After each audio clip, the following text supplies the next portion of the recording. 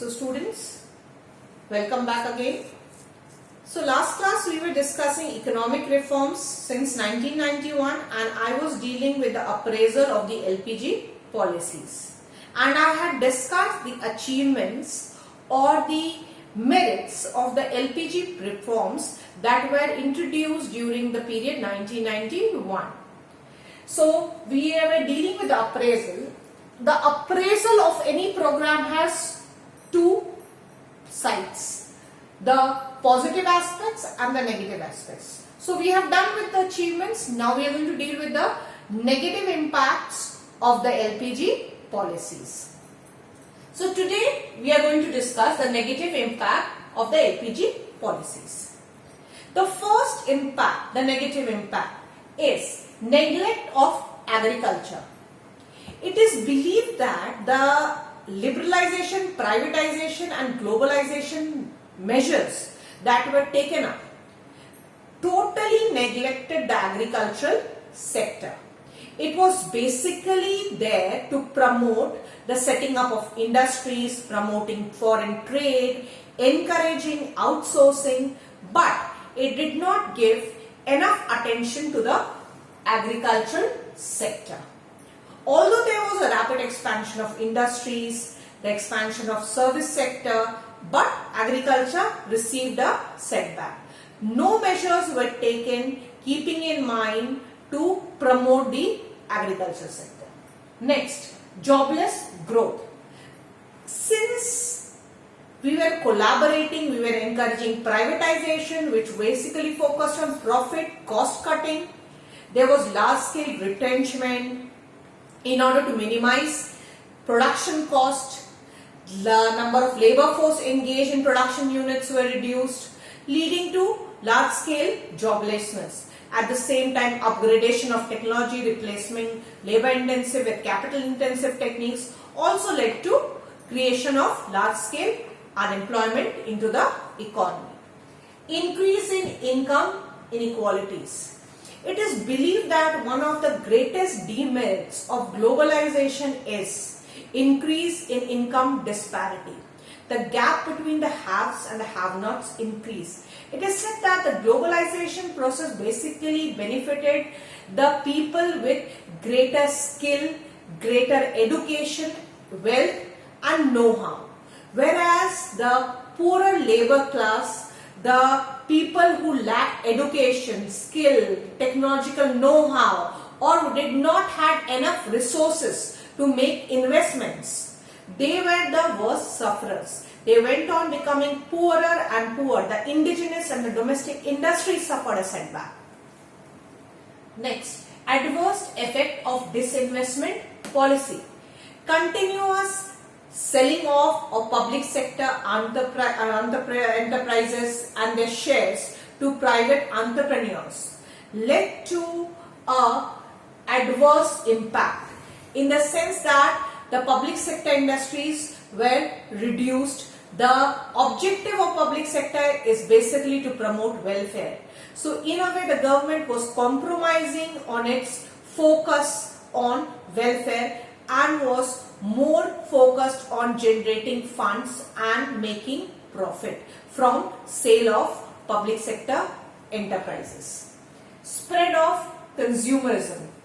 A capitalist economy was being encouraged where production was taking place to cater to the needs and the demands of the people irrespective of their needs and necessities. It was basically those goods being produced and traded which were giving higher profits to the producers and were generating more income rather than keeping in mind the goods which are essential and needed for the welfare of the masses.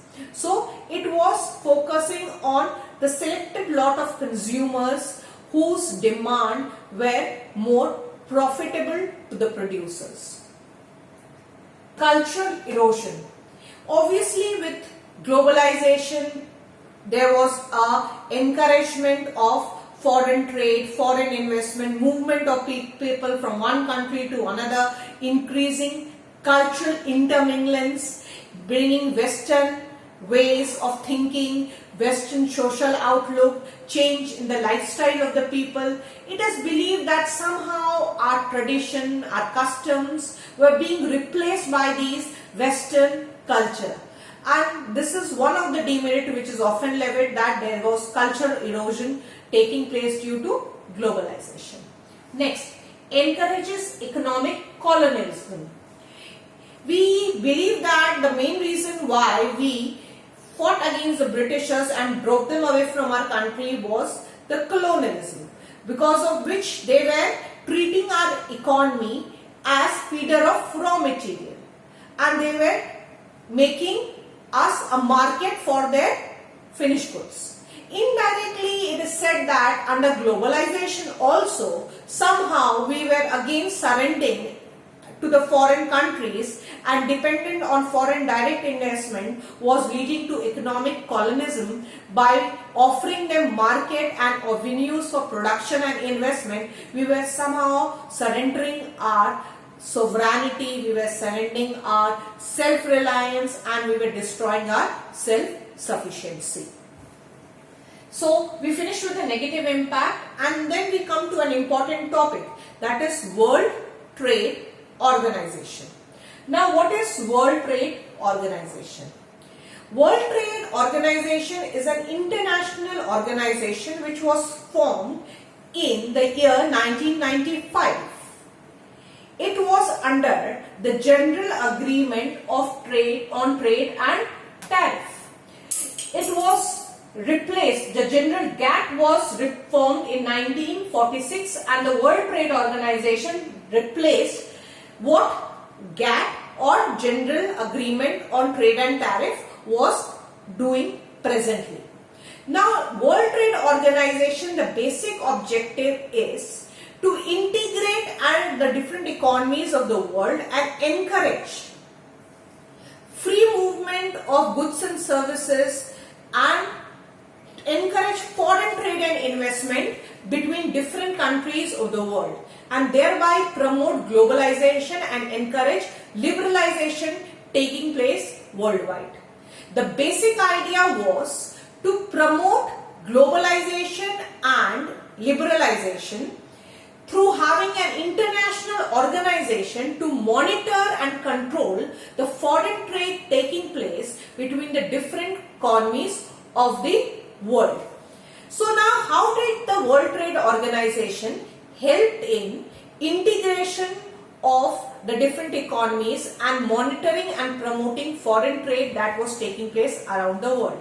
Number one, it formed the trade policies. It helped in administrating the trade agreements that were formed between the different economies of the world. It used to see that all the trade agreements are not violative. It favors the interest of both the countries, and it sees to it that these agreements are benefiting both the parties. Next, it acts as a forum for trade negotiation. It helps the countries to expand their trade by helping and providing a platform to negotiate and trade between different countries of the world. Next, settling and handling trade dispute. Many a times when foreign trade takes place, there can be dispute on various grounds and issues between the member countries or the participating countries involved in foreign trade. World Trade Organization acts as a impartial, autonomous body which can take decision and make favorable decision in the current situation of disputes and disagreements between two parties. Monitoring and reviewing national trade policies. It also sees to it that no country maintains unnecessary restrictions, tariffs or bans in order to protect its domestic industry, whereas it in turn explores the foreign market. It sees to it that all the countries uniformly follow the guidelines of the World Trade Organization and do not impose unnecessary control on their foreign trade, allowing equal and fair share of trading to all the countries. Next, assisting member countries in trade policies through technical assistance training program. It also helps the member countries to formulate and make their trade policies so as to increase their trade, expand their trade and encourage their development and growth through the process of globalization. Next, technical assistance and training for developing countries, especially as we know that these developing countries like with huge population like India, Pakistan, they offer a large market potential, and hence it helps these developing countries in forming their trade policies, and in the process it provides technical assistance and help to these countries to formulate these help the countries to formulate their trade policies and expand their market beyond the political boundaries. Now, cooperation with other international organizations. There are different other international organizations like the United Nations, UNDP. It collaborates and helps the countries, the member countries, to participate in different ventures and services apart from trade and expand these activities so that more of investment, more of trade, more of interdependence to promoting tourism, to promoting job opportunities across boundaries. For medical facilities, people can move from one country to another. So World Trade Organization promotes and encourages foreign investment, foreign trade, and encourages globalization by promoting liberalization in different ways. So we are going to discuss these topic World Trade Organization in detail and with discussing its prime objectives and points.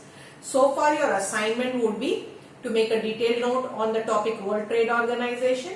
Next class when we meet, we are going to take up the topic outsourcing. And that was the last topic that we will be dealing in this particular chapter. So far, thank you, and make sure that you go ahead and prepare the notes systematically. Thank you.